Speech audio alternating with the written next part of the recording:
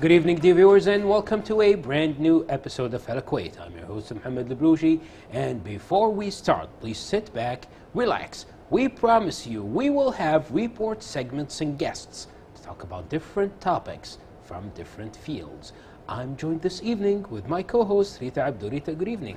Good evening, Mohammed. How are you doing? I'm great. What about you? Great, thank you. And good evening, dear viewers. I hope everyone is still enjoying their Ramadan days, of course, and the futur with the family. Of course, as Mohammed said, we have a lot coming up from guests all the way to great reports. So let's start with our first report for this evening, and we'll be right back.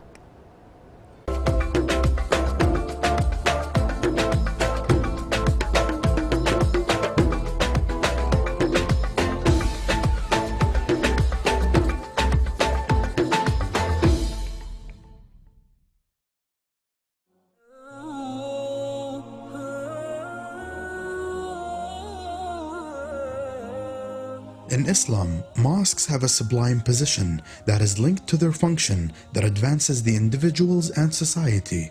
The state of Kuwait has believed in the importance of mosques and has documented its belief in its societal and civilizational role. So it set out to build mosques in all parts of the country and gave them special attention and great care, which greatly contributed to maximizing the role of the mosques in society and set out as a lighthouse that performs its functions in various fields.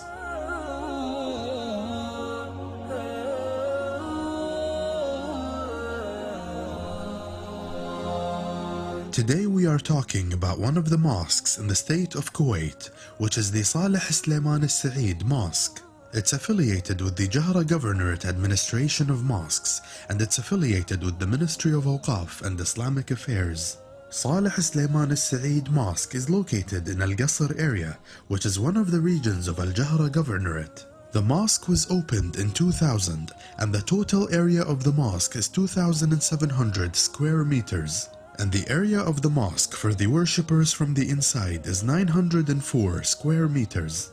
The Saleh Sulaiman Al Saeed Mosque accommodates approximately 1,131 worshippers. The mosque contains a yard, a women's prayer room, and a bathroom. The area of the women's prayer hall is 157 square meters. The mosque holds many religious activities, including lessons held in the mosque, a biography of the Prophet, jurisprudence, doctrine, and a Quran circle. This confirms that the mosques of Kuwait were, still are, and will remain among the most important features of building the modern state of Kuwait, and it will remain as a marker to the firmness of its Islamic identity and the depth of its Arab roots. In Islam, mosques aim to achieve a strong social image and to establish a cohesive society linked firstly by the ties of faith. Since ancient times, the state of Kuwait has been proud to build mosques and pay attention to them, as it pays great attention to all mosques in order to create an atmosphere of faith for its visitors. Today we are talking about one of the mosques in the state of Kuwait, which is the Al Fath Mosque. This mosque belongs to Al Jahra Governorate Mosque Administration, which is affiliated with the Ministry of Awqaf and Islamic Affairs. Al Fath Mosque is located in Al Waha area, which is one of the districts of Al Jahra Governorate. The mosque was opened in 1984, and it spans an area of 5,625 square meters. And the area of the mosque from the inside is 923 square meters. Al Fath Mosque can accommodate approximately 1,145 worshippers. The mosque contains a yard, a women's prayer room, and a bathroom. The area of the women's prayer hall is 330 square meters. The mosque holds many religious activities such as Islamic lessons and sermons, Quran interpretation, jurisprudence, a prophetic biography, and a consultative council after Friday prayers.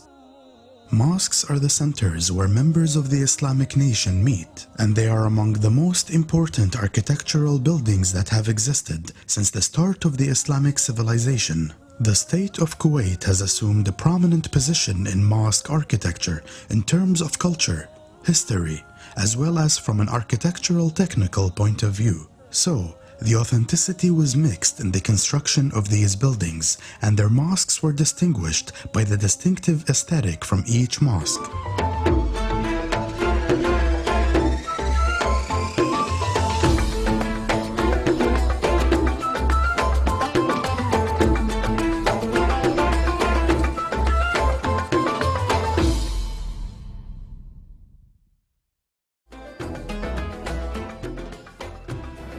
Dear viewers, we are back and we're going to be talking about interior design with our next guest. So creating an interior design project doesn't always merely merge modern concepts. There's a trend of restoring and remodeling historical buildings. So of course, let's talk more about heritage in interior design with our guest Nujoud Mado, director and interior designer. Welcome to Hala Kuwait. Thank you very much. Happy Ramadan. Thank you so much to you too, of course, and it's a pleasure to have you with us today. Pleasure We're is going to be always mine. focusing on interior design, but I think from another light, which is historical buildings, restoring that, and what it means to have all these historical maybe touches in interior design.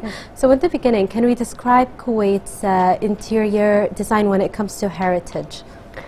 Kuwait has been always acquiring the character of a melting pot. It has always been a port where it attracts international elements and international factors and icons throughout the entire history of it as a state. That's right. So we can call Kuwait interior the heritage style of interior, especially pre-oil era. Yes. It has been always a hub for international styles. Yes. We have been importing the ceilings of Africa, which we call in our history Chendal, Wow. and that has been a result of importing lumber through the very ancient history of Kuwait trade and Kuwait sea life, marine life. We have been also importing elements, metal elements like dalla and metalworks. That's right. The ornaments of Khokhador, we call it Khokhador, and several other. There is a lot of shapes of Kuwaiti doors that are imported from India as well as Syria. The local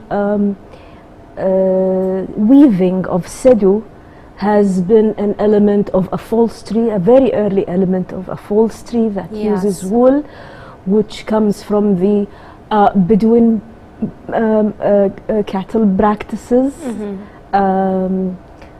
shepherd practices, and their crafts. So Kuwait has been, since very early history, in the style of fusion, Yes. which attracts elements from crafts, from business, and from the entire world. That's absolutely right, and I think we can see it in so many places that still have, we can say, this kind of heritage when it comes to design. So I think what a lot of people try to do is to have modern designs, but try to incorporate in them our heritage. Do you think it's possible to have that kind of very old interior design with some maybe modern touches today? Well, interior and architecture both are a reflection of culture. Yes. So reflecting your history, your practices, your beliefs, the elements that your country is rich for, Yes. even agricultural symbols, even geological elements, Yes. is always something that enriches identity. And interior is, if we are just talking about the style without history or culture, it will become very superficial and very thin. The more you inject heritage and culture in different timelines, because you can inject a very modern style of heritage. Yes. It's not necessarily always to be aged. It always enriches and embodies strength. Yes, for sure. So I'd like if you give us some examples maybe of places that actually merge modern with heritage styles. We have examples in Kuwait that are right in front of us.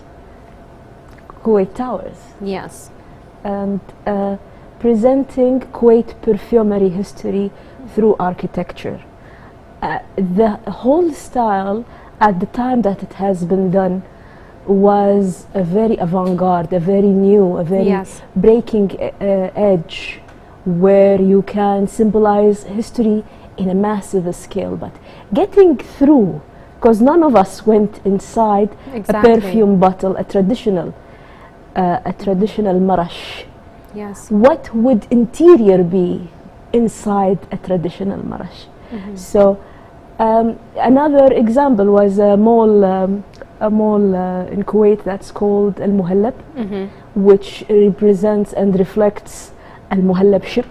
Exactly. And that project, when it happened, wanted to mimic the marine life and the sea life of Kuwaiti sailors on the ship, and paying respect for marine life of Kuwait and history of sailors of Kuwait.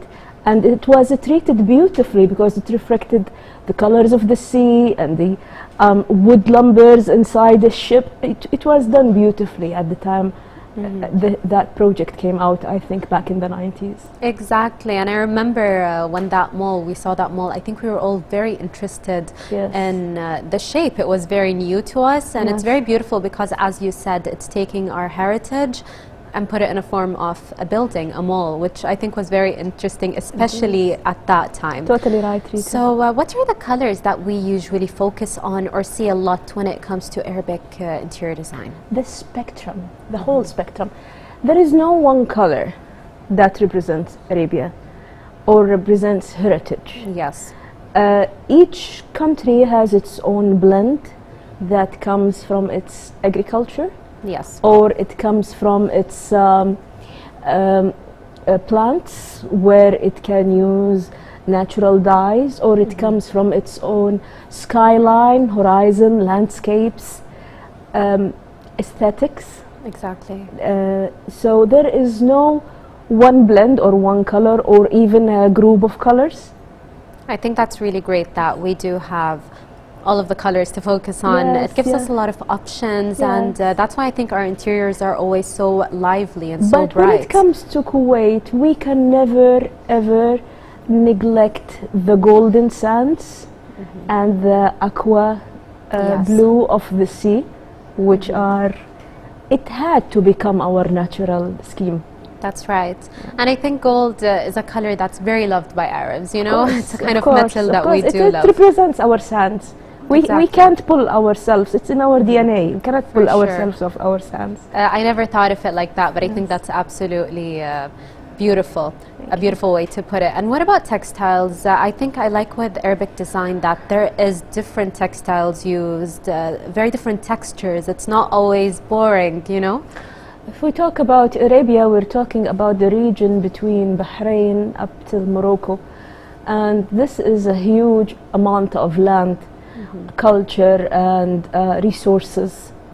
So Kuwait and GCC countries will be relying on Sadu and wool as Yes. the main type of fabrics. If we go to Egypt and Lebanon, where there was a fusion and a heritage that came from British influences, Italian, French, so they Yes. had at an early time jacquards and silks and viscose fabrics that were not introduced to our region, That's right. and they had the ability to weave, especially in Egypt. They had the ability to weave earlier, so they were able to have their own patterns. There are special patterns, Najdi patterns, if we can talk about them, Yes. and Asir in Saudi Arabia. It's a big region, and they created their own patterns. Ladies of Asir used to make their own colors and their own ornaments over the walls. Beautiful. They were 300s ago the first interior designers of Arabia. Wow. Those ladies, they used to go to the mountains and collect the rocks, break them, create a dye, and color the walls themselves. They, the housewives, were the interior Yes. designers. And if we go to Morocco, we'll talk about the Zilij. It's a huge industry of creating materials out of ceramics that been through history a Moroccan tradition. Yeah. So there is not one material of a region, or not one color scheme, or not even one pattern. It's a huge Arabia, and I'm in love with it. Exactly. There's so much I think we can talk about Yes. the textiles for hours and hours, but I course. think you covered it pretty well. Yes. So when it comes to lighting, I know it's one of the most important aspects when it comes to interior design. What is the kind of lighting we focus on in Arabia? Arabia always mimics sun movement. Yes. We had open landscapes where you can see sunset and sunrise, and all of the gradients that happen in the sky according to such Yes. natural lighting. So mimicking the sun movement and all the gradients with all the possible new or old techniques. Now, if we talk about old techniques, it would be lanterns for sure, where you can have patterns over That's the walls, right. beautiful patterns, and you can have a gradient. You can have the movement of a candle inside, or the movement of a flame. But now, technology with dimmers and high intensity heat of color, you can mimic that as well Right. by electrical lighting as well. Definitely. I think her options are very endless today when it comes to lighting. sure. And I think we need a professional when it comes to lighting. Of I course. personally can never figure Of it course, out. Of course. And It's a not science on easy. itself. Definitely, Yes. exactly. I agree with you on that. So finally, can we talk a bit about the space layout when it comes to Arabic interior design? Space layout in Arabic interior design is always runs around privacy. It runs also about worshipping. So houses are always positioned in a way which allows prayers and allows to give the maximum privacy for people who lives within the house. So Yes. the idea of atrium or housh in our culture, where the openness and daylight are coming from within and not from without, not from the exterior but from the interior, you get the natural light. This is always what the layout is about, having the gentlemen areas usually in front, and ladies and children areas, and back of the house, if we can call it back of the house, where storage and cooking and cleaning takes place. Yes. So this order has always been the order of having traditional Arabic layout, That's or right. even Khaliji layout. For sure, privacy is really important in our course. culture, and I think it brings a lot of comfort in our homes, For which sure, for is always sure. really great. For sure. And now there is a big comeback. I hear so many people now are asking for new housh, new Najdi design, new Arabic design, and moving even to build with soil and mud, adobe. Yes. I Yes. think we're going back to basics with all of the design. Because basics were done right. Exactly, Yeah. done very beautifully. So Yes. I'm really excited to see what you just mentioned. All of our really old designs coming back in a very modern way. Yes. But do you have any advice maybe for someone wanting to add some traditional touches to their home, to the interior design of their home? It's always good to identify what's heritage to you, because heritage could be 5 years ago, and Yes. heritage could be 5,000 years ago. Right. So what touches your soul and being identified as heritage? Is it ancient history? Is it Sumeria? Is it Assyria? Is it I don't know, ancient Yemeni? Is it Hayal style, which Yes. has one of the earliest civilizations? Or it is something that goes a bit nostalgic to the 60s and 70s. Right. So it's a big spectrum as well. It's a big area to choose from, Definitely yes. depends, as you said. Well, thank you so much, Najud, for being with us this evening, and it was my pleasure to learn about our culture when it comes Pleasure to is all design. mine. Thank you, Rita. Thank you. Thank you for being Thank here. you so much. Thank you, Kuwait TV. Thank you. Dear viewers, we had with us Najoud Mado, director and interior designer. Up next, we have another report and we'll be right back.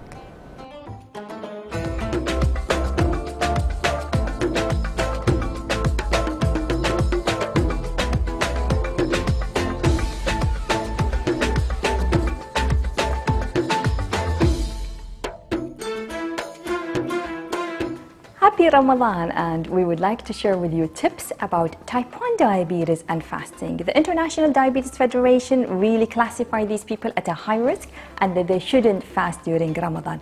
We have published our studies that people who are graduated from the Daphne program, that is the type 1 structured education program that is open to everyone in Kuwait, is happening in the DASMAN and the training center of the DASMAN.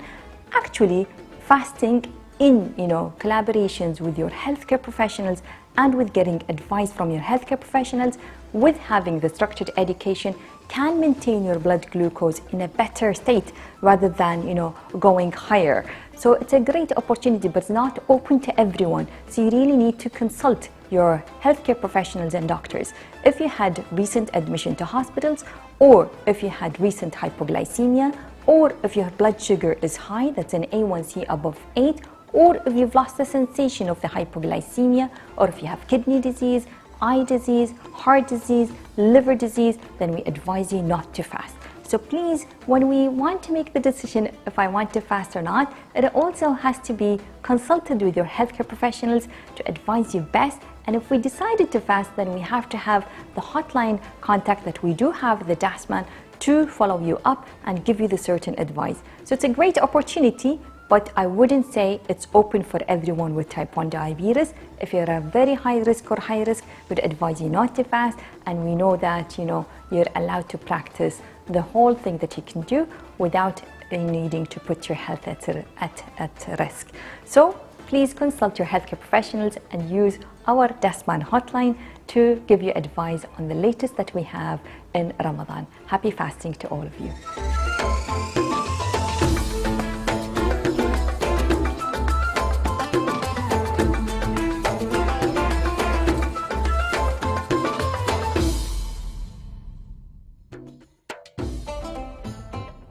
Welcome back, dear viewers. Our second guest of the evening is Rital Tamer, volunteer in STEAM Competition Training Boot Camp. Rital, good evening. It's a real pleasure to have you with us on Hala Kuwait. Good evening. Thank you. Pleasure's all mine. Yeah, it's always our pleasure also. So tell us about your story, Rital's story with robotics, how it started. Well, it all started back in 2016 with the Future Coders. It was a program to help kids learn how to code and build robots, and it was all like my mom's idea. She was like, you have to go and try new things, and I did, and I kind of fell in love with the whole coding and robotics idea. Exactly. So you mentioned how your story, how you started with it, and your mother's passion also with different things and how she's encouraging you. Yeah. But we would like to know more about Rital.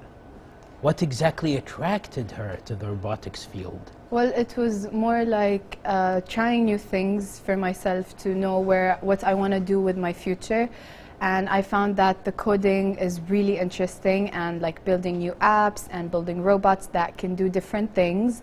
That's what really attracted me to the whole robotics idea. Well, that's really great, and we can see you have the passion, enthusiasm for the robotics field. Definitely. That's really great. But we are wondering, like, you have the passion and the talent and also a lot of creative ideas, but we are wondering, you're still a volunteer, which make us more interested in asking you, what are your future plans for this, and why you couldn't join, and how did you help the team as a volunteer? Like, sometimes the volunteers make higher effect than the people, the members. So the competition, I couldn't join it because of the age limit. They had an age limit up to 14 years old. And I'm 16, so that's why I couldn't really join as a member of the team, as a competitor. Exactly. But I still wanted to enjoy the experience and learn new things, so I decided to volunteer.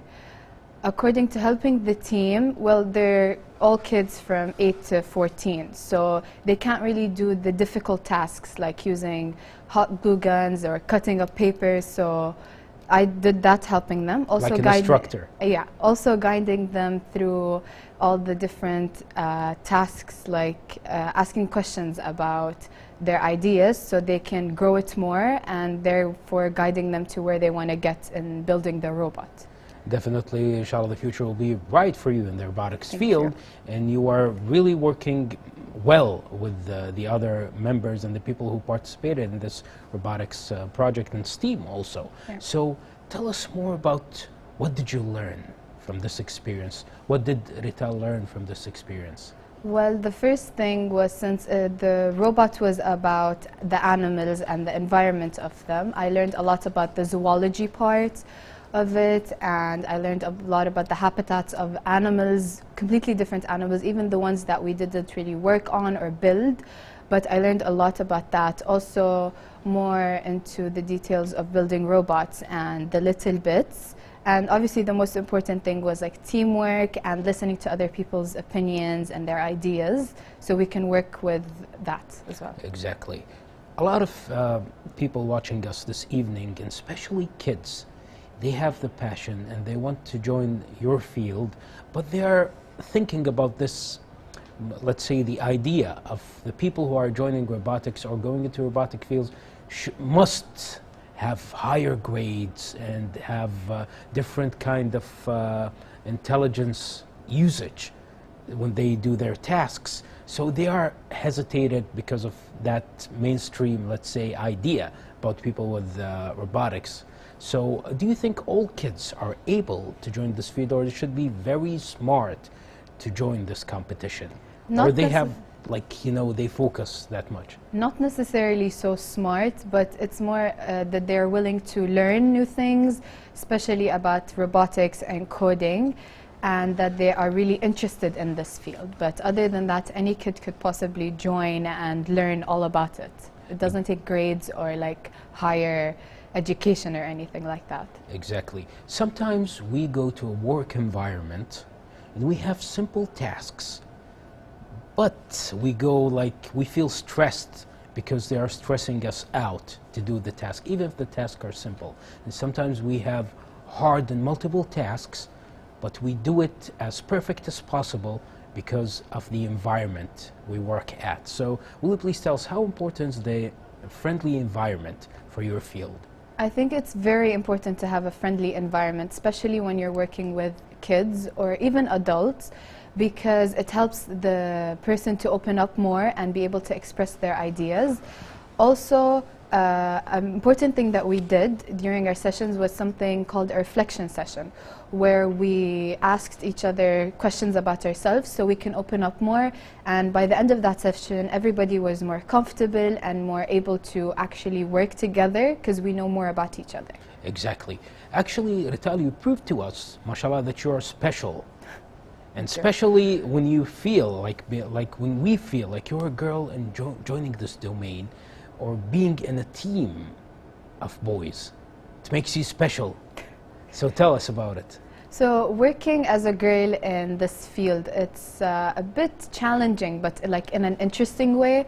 So it's not as hard or as uncomfortable as it would be. It also helps me really focus and be better. It also helps with my critical thinking and my improvement of knowledge. With the team that is full of boys, I mean, it's not that challenging. I mean, I grew up with two brothers, so I kind of know how to deal with boys and how to use their mess, they're running around and playing. Exactly. And making it like into Their energy, yeah. Yeah, and turning it into the actual product or the task that they need done and get it done. So, yeah. There's another thing you've challenged, and you passed it, and you're still proving to us that you are special, which is when you went to volunteer with STEAM. We have learned that there was a lot of volunteers which are university students. Was it challenging to you? The first time that I went into the session, the room, and there were like college students and stuff, it kind of like came to me as a shock. I mean, I was kind of scared because I felt like they're college students, they're older, they already know what they're doing and they know everything about the technology and all that. So I felt like it was kind of like, I'm not really sure what I'm gonna do, what am I gonna do here? But at the end of that session, our coach Hamida told me that even though there are 8 billion people in the world, there is always a place for everyone, and in this room there's always going to be a place for me to help and to work. So the next session I came in and I realized that I know these kids better than they do probably, and I know the place and the stuff that we're working with because I've worked with it before. So I know it all better than they can, and I can help them to guide these kids while also guiding them.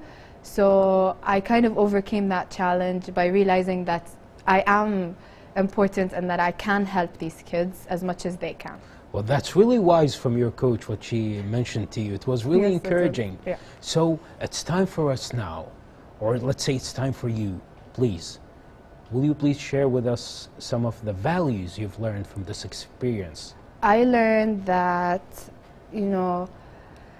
you can always count on the people around you, and that you're going to always have people to count on, and always listen to your instincts and voice your opinions if you can, because sharing ideas with the people that you're working with is really important, to listen to each other and all that stuff. And yeah. So you are into robotics field, Yes. and you are a hardworking young lady, Thank you. especially, mashallah, before joining university. So we are really sure you have other hobbies you would like to mention to us. Well, other than coding, I also sail, which That's is great. really an important part of my life because I love it so much. It's like a way for me to kind of get away from everything. It's really relaxing. And I hope that someday I can go sail around the world and stuff. That's I great. also play basketball in my That's school great. team. So that's also really fun, something to do with your friends and play around.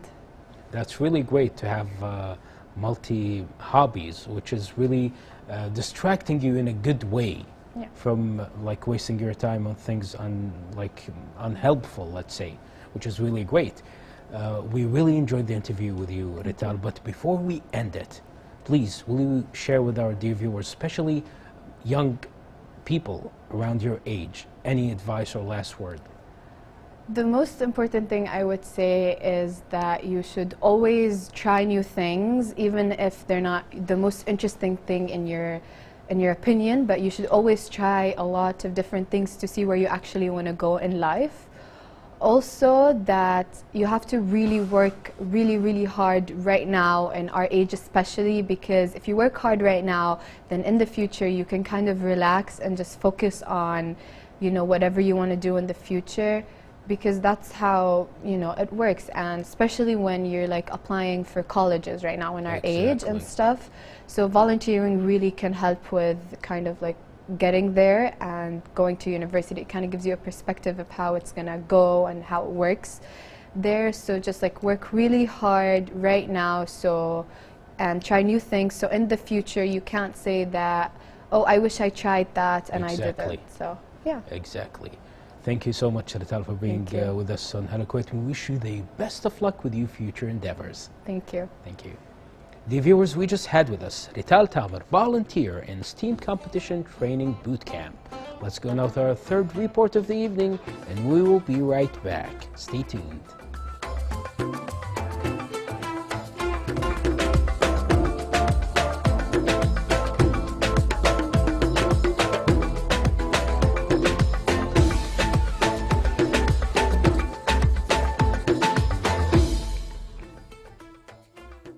So we will continue with the cybersecurity myths that we already talked about it last time.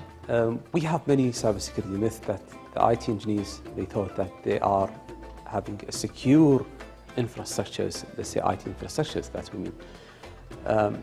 So one of them, we have the strongest web hosting that we are paying every year. So we don't need web application penetration testing, or we don't need to add any security, application security levels within our web hosting. So we are secure with this strongest web hosting. So this is one of the security myths. That doesn't mean that if you have a strong web hosting, that means you are secure enough to secure your customers or your online customers or your online transactions. You need web application penetration testings. You need to add different application level securities to secure your online transactions. Also, one of the security myths that the common between the IT engineers, that we have a two-factor authentication to secure our web application. That doesn't mean that your online transactions are encrypted and it is real, preventing from different type of attacks, or it's preventing website defacement. So it's need further investigation to find the latest vulnerabilities within the web application. Also, we have one of the cybersecurity myths that is common between IT engineers. They think that as soon as the SSL are applied within our web application, that means we are secure enough for any online transactions. So it should be the SSL is up to date and activated. Plus, you need to make sure that doesn't mean with you have SSL, that doesn't mean that your web application level are not vulnerable with a different type of web application hacking, like let's say XSS, cross-site scripting, SQL injections. This type of attack doesn't affect with SSLs. Certificate SSL, they can protect the online money transactions, yes, but that doesn't mean your web application is secured. Thank you.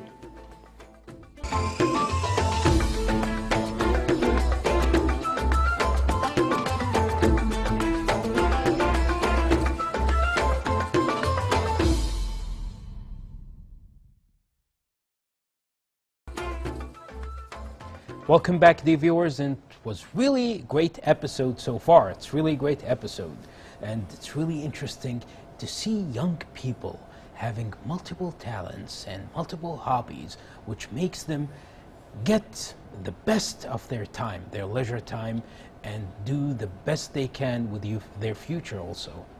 That's right, Mohammed, I agree with you. I think it's important to put our kids in different activities, make sure that they have a lot of hobbies and interests, because I think it really does shape their personality and a lot of maybe the way they live their life in the future, as you did mention. Exactly, and also having multiple hobbies makes you get the best of your time and also builds your future well. It's not always about studying and memorizing your courses and your classes and the textbook you have, or anything you have or it's related to school. Of course, it's something important, but it's not everything in your life. Exactly, and I think it's a really good practice to have children focus on other things other than their studies, because I feel like if a child is only studying, they're going to get bored, they're going to get over it, they're going to maybe even start to lash out in school, you know, and have bad behavior. So it's good to be able to give them a place to put out all their energy and have a really maybe hobby they like. And also, it's not good to get higher grades but eating junk food at the same time. You're losing your health, but you are only studying and only studying without focus on your body, so you can do your best even in exams and also in studying. It will reduce the stress and will help you to get better grades also. Exactly. It will give our students a boost, of course, when it comes to their health and for their mental health too. So I think it's really important to mention, to focus on food, Mohammed. And Mohammed, also today we talked about heritage and traditional interior design, which I think is very interesting. And apparently it's starting to make a comeback, being merged with modern interior design. Exactly. Nowadays, the designers are doing really great to have the shape, or bringing back the shape of the Kuwaiti identities from different eras, especially when they build houses or rooms or any building. They are thinking now of making it more nostalgic and more related to the identity of the area it will be built at. Exactly, as you said, apparently different designs like having a hosh in the middle of the house and a lot of different things are coming back, and I honestly great. can't wait to see that, Muhammad. So Exactly. Muhammad, what do we have coming up next? Up next, dear viewers, we have an interesting report to share with you. Let's have a look at it and we'll be right back. Stay tuned.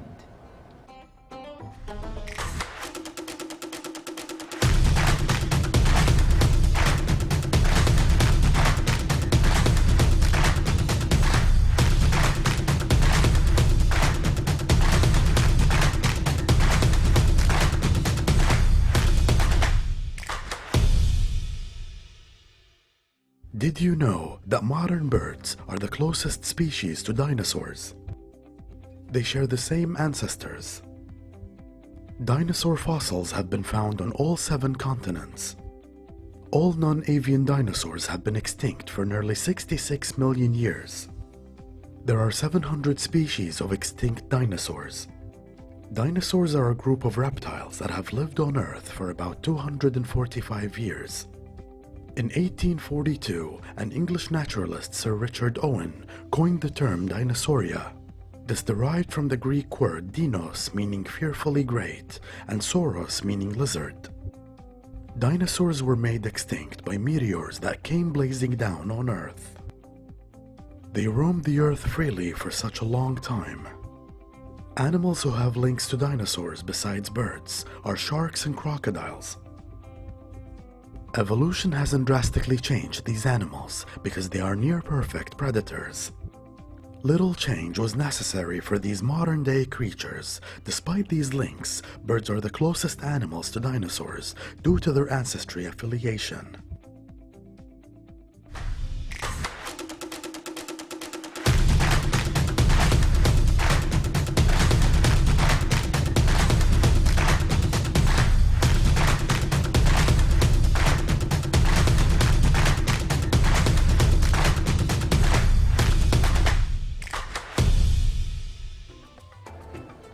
Dear viewers, with that we have reached the end of our episode for this evening. I hope you enjoyed all of tonight's content as much as Muhammad and I did. And Muhammad, it's always my pleasure to host with you. Pleasure is mine, Rita. And dear viewers, please enjoy your evening and have a lovely suhoor. Good night.